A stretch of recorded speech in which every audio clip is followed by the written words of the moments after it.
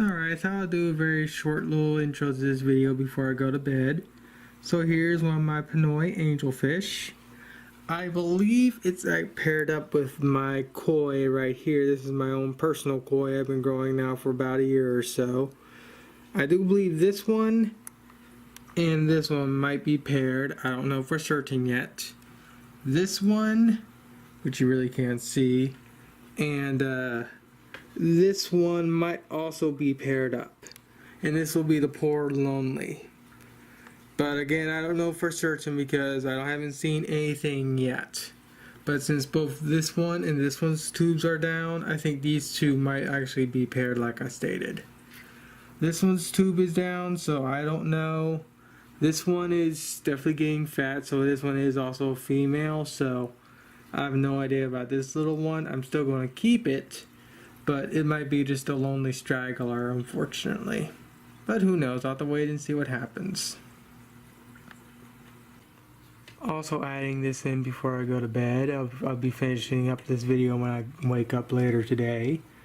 Here is my 10-gallon tank that's on top of my computer and whatnot. What I went and done is I went and divided the tank into 3 and placed 3 of my more personal baby beds I personally like, but I will be eventually selling anyways. But these are the 3 I personally like to look at, so I moved them into here for now so they can actually properly grow out. I have no idea why this one's fins are clamped. It might just be acting up because my Bettas are definitely unique. But again, I am monitoring this one. I know the water quality is just fine because the other 2 Bettas are perfect, so I have no idea what's wrong with this one. Again, I've been growing these guys for around 7 months, so I relatively know what I'm doing when it comes to these guys at least. So yeah, I'll finish this video up again when I wake up. Alright, so I just woke up and I thought I'll just do a small little update on the little fry I was talking about earlier. As you can tell, his fins aren't clamped anymore. I'm guessing it's just being a betta. As you can tell, it's acting completely normal. Again, I've been raising these guys for well over a year, so I know how they react, so I'm not too surprised. And also they're looking at the camera thinking I'm going to feed them again. Even though I did just feed them, but whatever. Fish gonna be fish. And as you can tell, here is my bathroom. I actually went and just fully added all the fish I can into their own separate tanks, divided and whatnot. Now I did have a little bit of an issue with this guy jumping over this tank. Luckily I was in the bathroom when it happened, so I was able to pull him out near instantly. So there is a little bit of fin damage as you can see, but it's not as bad as it could have been. I think he's learned since he hasn't tried to do anything since. And of course this one's pretty much still just fine. There's a tad bit of fin damage towards the very back end, but again this one's doing just fine too. And this one, as you know, he's doing just fine. So my bathroom has a tank. It's not heated, but again it's in my bathroom, so relatively speaking the temperatures tend to stay fairly constant. I do want to get a heater for this tank, but I don't have one to supply it, unfortunately. I also moved one of my other bettas into this tank here. It's basically in a 3-gallon half moon. So it has its own tank, but since one of my angelfish pairs I think are about to spawn, I'm going to have to temporarily remove him from this tank and put him into something else. I think I know where I'm going to put him, but for right now I'm going to basically drain this tank down to about half or so and move it into my bedroom so I can actually place in the angelfish pair that I want to put in here and put him into his new temp tank. I'm going to put 3-gallon right here, right next to this 10-gallon. What I'm going to most likely end up doing is I'm going to end up putting that little betta into my breeder basket, and I'll be putting it right over here at this tank here. It won't be able to have a nice big full tank like it initially did, but it's going to be able to have filtered and heated water. So in the end, it's better than nothing. And since Apparently this one and this one are paired up. I'm gonna move these two into a new tank for themselves before they spawn. That way, so everyone else here can figure out what they're gonna do. I think this one and this one are paired up too, so this is gonna be the outlier. So I'm probably gonna move him into probably like the 30 gallon out in the living room, but I don't know for sure yet. But I want to get this one and this one. I want to get this one and this one to spawn for me. So yeah. So just like I thought, the tank actually fits just fine. So all I gotta do now is get the heater plugged in, get a sponge filter for this thing, and then move the two bettas. I mean, not two bettas, but the two angelfish are spawned together, or hopefully are going to spawn together, and drop them into this tank and see what will happen. And for those that are wondering, it's only going to be a temporary setup for them until they spawn. Once they actually spawn, I'm going to remove them back into this tank here and grill the fry out in this tank here. And yes, I still got to move the betta. Now again, before I end this video or whatever, I don't know if I'm actually going to edit it here or not. I do want to say that yes, I know this is not optimal housing for angelfish. But again, like I stated, these two are only going to be in this tank until they spawn. And since the female here was actually pecking at this particular slate, I'm pretty sure within the next week or so, they're actually going to spawn. So I want to move them to their own tank, and that way so they can have their own area and have a viable spawn. I'm kind of getting tired of having spawn after spawn not being viables. Again, like I stated, once they spawn and once I see everything's in good working order, I will remove them and put them back into the 20 long right there. But for right now, they're going to stay in this 3 gallon until they spawn. Or if they don't spawn within a month or so, I'll move them back into the 20 long. So like I said, this is only temporary. And of course they get to also watch the betta fry grow up too if they ever so chose. And of course the filter here is fully cycled. I went and replaced the filter fiber and the carbon.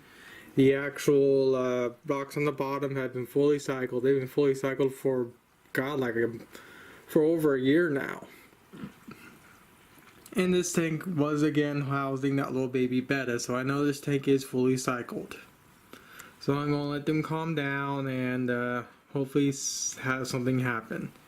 The lighting situation though is kind of pathetic, so I'm hoping to have a more proper lighting setup for this tank in a little while, but I don't have any of this wire left, so I need to go down to my local hardware store and pick up about like a 25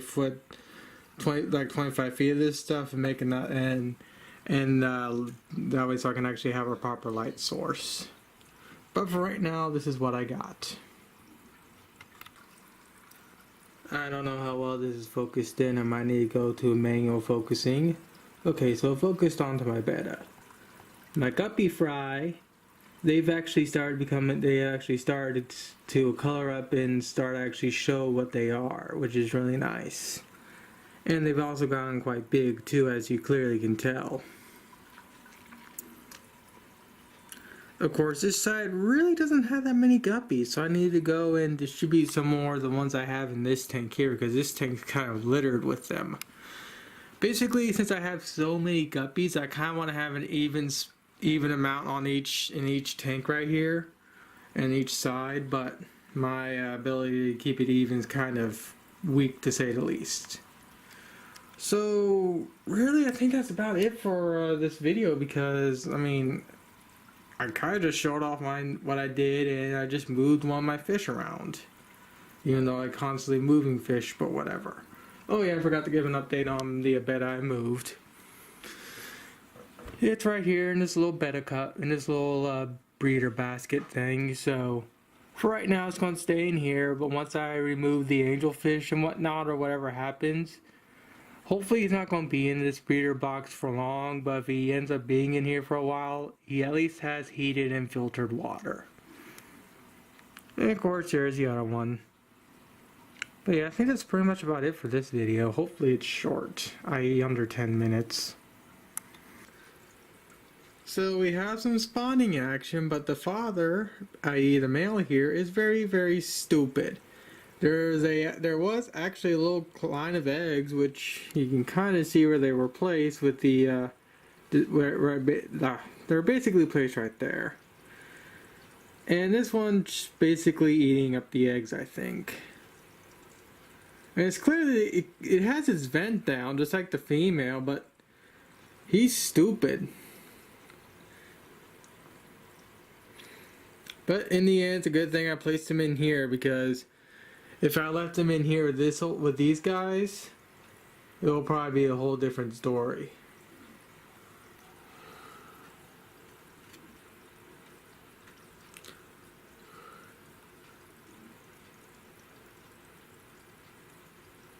But I guess I'll come back later and see what happens, because apparently there might be something happening later on tonight.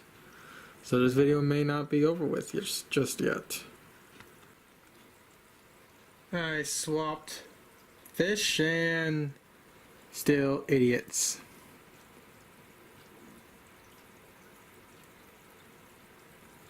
This is the other male. It's stupid too. Man, this sucks. I got myself some really stupid fish.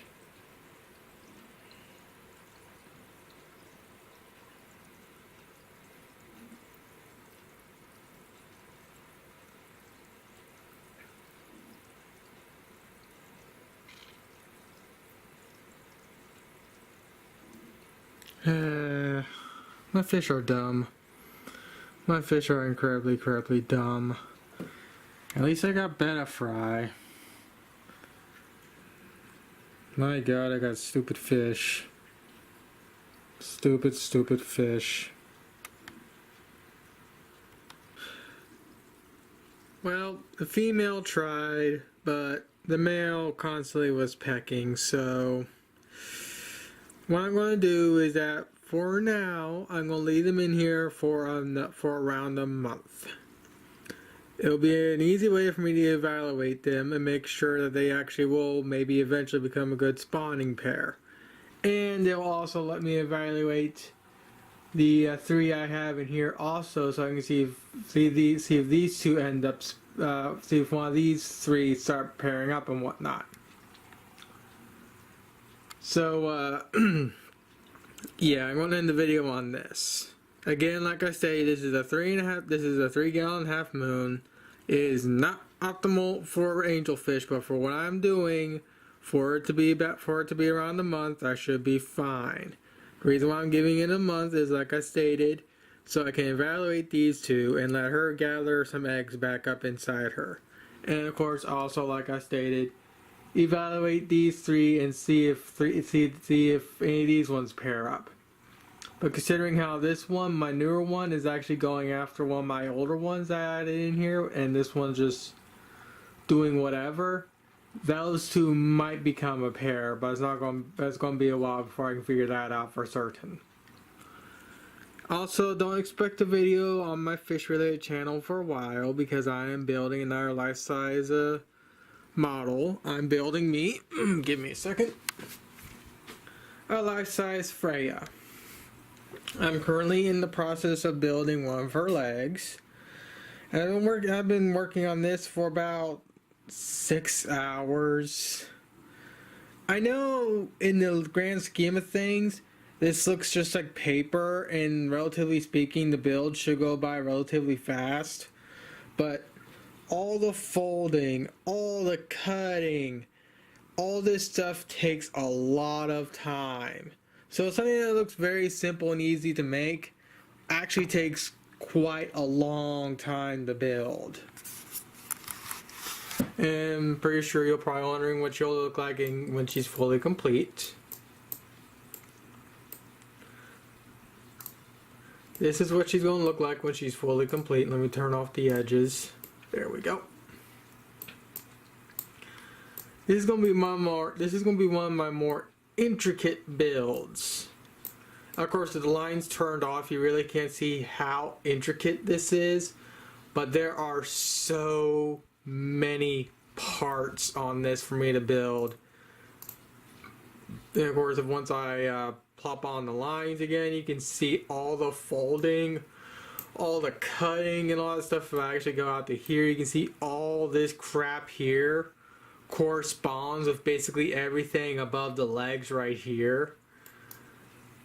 This is going to be at least a 3-week, if not a 1-month build. But I'm going to do one thing, and the one thing I'm definitely going to do is I'm going to make sure I pace myself out. I know what I want to do tomorrow is hopefully get the other leg put together, and then also get the bottom section, which is this area right here, put together too. Again, this may look like a simple folding adventure, but it's not. So if you're wondering why I haven't seen a video on my fish related channel for a while, it's because I'm dedicating my time to putting this together.